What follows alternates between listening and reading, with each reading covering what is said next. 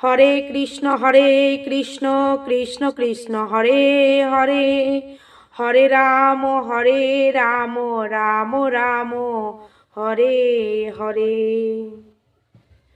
নমস্কার ভক্তবৃন্দ, আজকে আমরা আলোচনা করব যে পৌষ মাসের কৃষ্ণপক্ষের একাদশীর মাহাত্ম্য নিয়ে, অর্থাৎ সফলা একাদশী তিথির মাহাত্ম্য নিয়ে।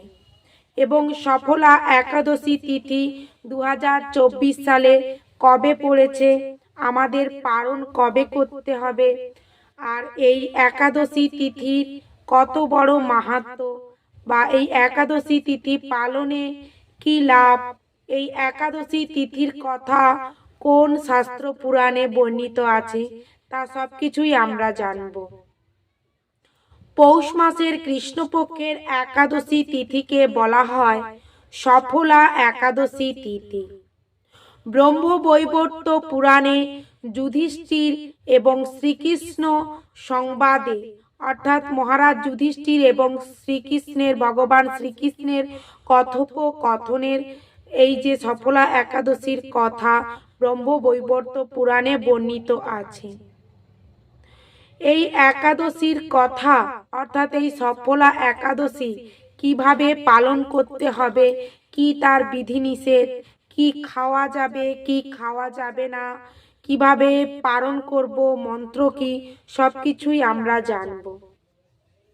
নাগেদের মধ্যে যেমন শ্রেষ্ঠ হচ্ছে শেষনাগ, পক্ষীদের মধ্যে যেমন শ্রেষ্ঠ হচ্ছে গরুড়, মানুষের মধ্যে শ্রেষ্ঠ হচ্ছে ব্রাহ্মণ, তেমনভাবে সমস্ত ব্রতের মধ্যে শ্রেষ্ঠ হচ্ছে একাদশী ব্রত।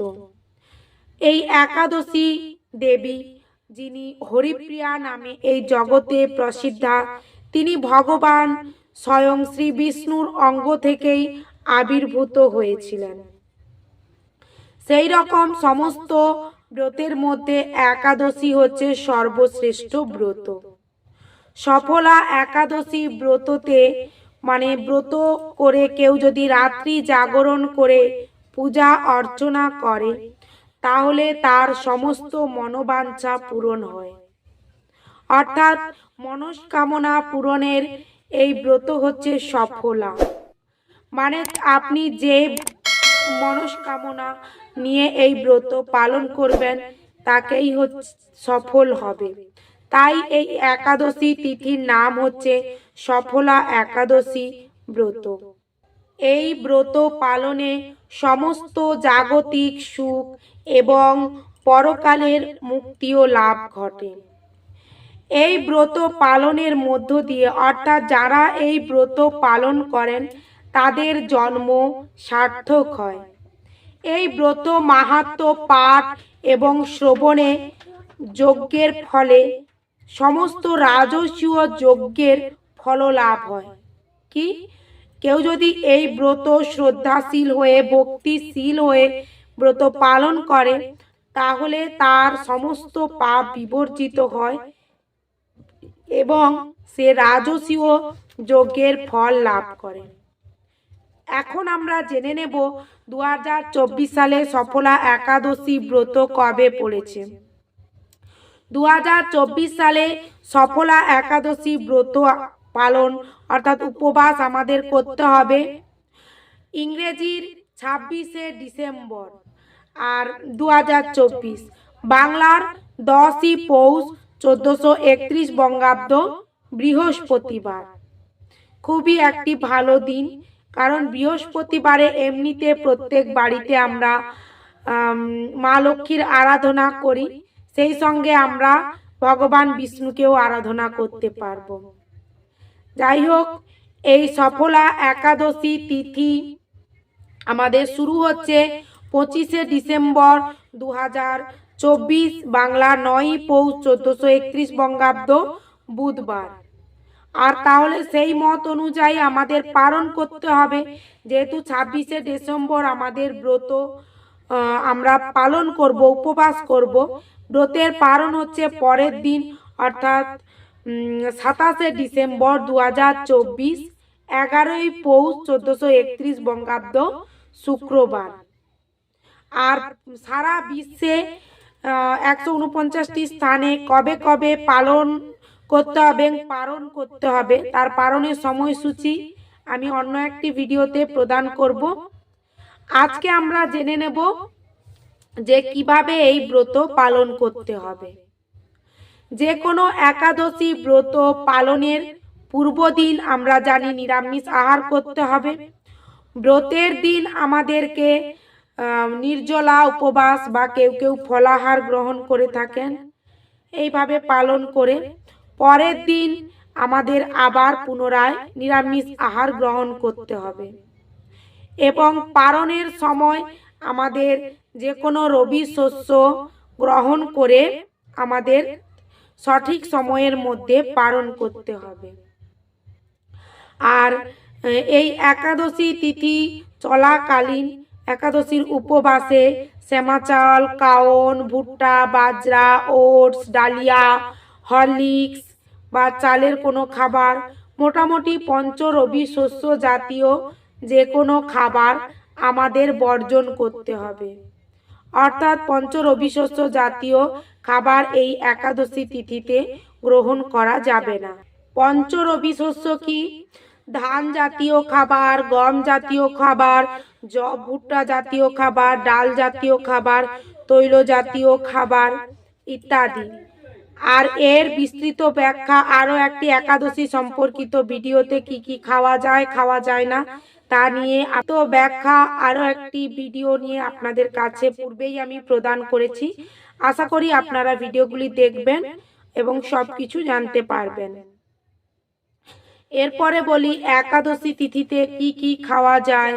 যেমন মিষ্টি আলু সেদ্ধ, কুমড়া সেদ্ধ, বিভিন্ন সবজি দিয়ে তৈরি তরকারি বা আলু চিপস বা আলু ফ্রাই করে যাই হোক খেতে পারেন। তবে এগুলো খাওয়ার জন্য বিশুদ্ধ ঘি বা সূর্যমুখী তেল ব্যবহার করতে হবে। কোনো রকম তৈল মানে সর্ষের তেল ব্যবহার করা যাবে না, কারণ সর্ষের তেল পঞ্চরবি শস্যের মধ্যে সর্ষে পড়ে যাচ্ছে। তাই সর্ষের তেল এই একাদশী তিথিতে ব্যবহার করা যাবে না। একাদশী তিথিতে বেশি বেশি করে হরিনাম সংকীর্তন, ভগবানের নাম, গীতা পাঠ, পূজার্চনা, তুলসী পরিক্রমা, আরতি ইত্যাদি বেশি বেশি করে করতে হবে। কারণ একাদশীর উপবাস মানে হচ্ছে ভগবানের নিকটে বাস। যে যতটা পারবেন উপবাস মানে ভগবানের নিকটে বাস করবেন। তাই একাদশী তিথিতে আমাদের ভোজনের দিকে বিলাসিতা না দেখিয়ে অবশ্যই আমাদের ভজনে বেশি বিলাসিতা দেখানো উচিত। যতটা ভজনে বিলাসিতা দেখাবেন ততটা ভোজনের প্রতি দূরত্ব তৈরি হবে। তাই বেশি বেশি করে হরিনাম সংকীর্তন, নাম জপ, শাস্ত্র পাঠ ইত্যাদি বেশি বেশি করে করতে হবে। আর একাদশী তিথিতে সংকল্প করার জন্য আমাদের সংকল্প মন্ত্র প্রদান করাই আছে, স্ক্রিনে দেওয়া আছে। আপনারা পাঠ করে একাদশীর জন্য আপনারা সংকল্পিত হবেন উপবাসের জন্য। এবং একাদশীর পারণ মন্ত্র এই স্ক্রিনে দেওয়া হলো। আপনারা যথা সময়ে পারণ করবেন এবং পারণ করে অবশ্যই ওই দিন রবি শস্য যে কোনো মুখে নিতে হয়। এইভাবে উপবাস ভঙ্গ করতে হয়। আপনারা যথা সময়ে উপবাস ভঙ্গ করবেন। আমার আগের একাদশী ভিডিওতে এক ভক্ত কমেন্ট করেছিলেন যে একাদশীতে কি আমাদের ছোলার ছাতু খাওয়া যায়। এক্ষেত্রে বলি একাদশী তিথিতে ছোলার ছাতু খাওয়া যাবে না, কারণ জব জাতীয় খাবারের মধ্যে যেহেতু আমরা পঞ্চরবি শস্য পড়েছি কি কি সেই পঞ্চরবি শস্যের জব জাতীয় খাবারের মধ্যে ছাতু, খই, রুটি এগুলো পড়ে যাচ্ছে।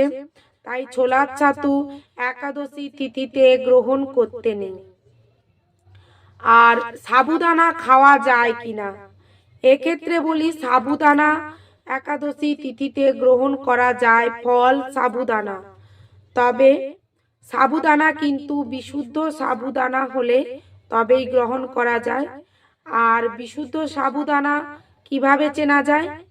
যে সাবুদানাকে আপনি যদি 4 ঘন্টার জায়গায় 6 ঘন্টাও জলে দ্রবীভূত মানে জলে ভিজিয়ে রাখেন, তবে দেখবেন যদি না গলে যায় তাহলে ভাববেন এটা হচ্ছে বিশুদ্ধ সাবুদানা। তার চেয়ে বেটার হবে আপনারা তো অবশ্যই নির্জলা উপবাস করতে যদি না সক্ষম হন তবে ফলাহার করতে পারেন, না খেলেনি বা বিশুদ্ধ সাবুদানা হোক বা সাবুদানা না যদি চিনতে পারেন। যদি বিশুদ্ধ সাবুদানা হয় তাহলে সাবুদানা আপনারা গ্রহণ করতে পারেন, কারণ সাবুদানা কোনো রবি শস্যের অন্তর্ভুক্ত নয়। এগুলি তৈরি হয় ট্যাপিওকা নামক এক গাছের মূলকে ব্লেন্ডিং করে। তাই বিশুদ্ধ সাবুদানা যদি হয় অবশ্যই গ্রহণ করতে পারেন। হরে কৃষ্ণ, রাধে রাধে ভক্তবৃন্দ।